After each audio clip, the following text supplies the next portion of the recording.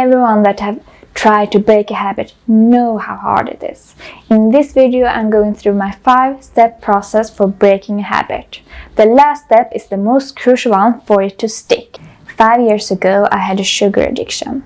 I didn't know then that I had a sugar addiction. It wasn't before I tried to cut off the sugar that I noticed it was addiction, because the cravings was so hard and I did wake up in the middle of the night. And during that period, I used this 5 steps process without even knowing it. And I'm going to use this sugar addiction I had as an example throughout those steps. The very first step is to identify and write down. So for my sugar addiction, it was to stop eating processed sugar.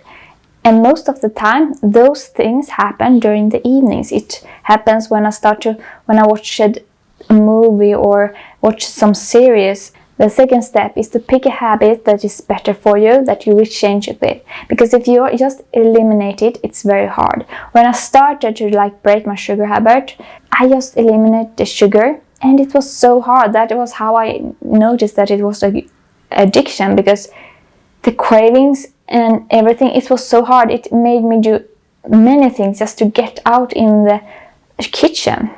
But by changing it gets a lot easier. So for me, I did change it for, instead of having this chocolate bar when I watch a movie or something, I just picked 2 squares of dark chocolate and I had a cup of tea with it.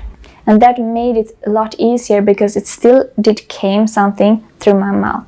The third step is to prepare, and mostly preparing your environment so it is easier for you.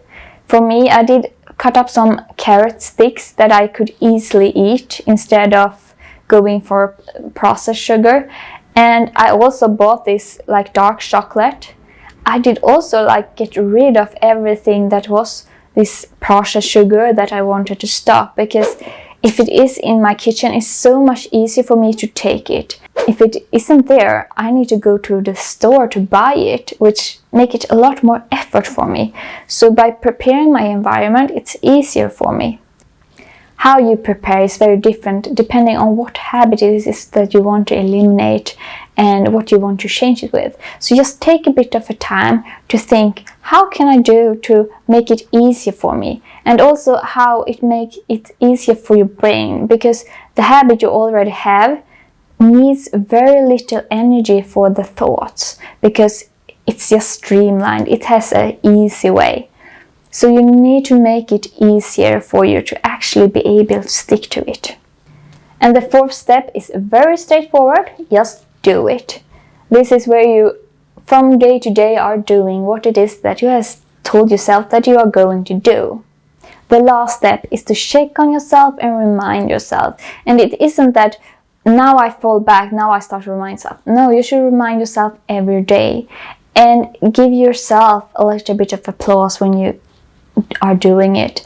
And when you are screwing up, because you probably will. If it is a habit you had for a long time, you probably will screw up. And in those cases, just pick up where you left.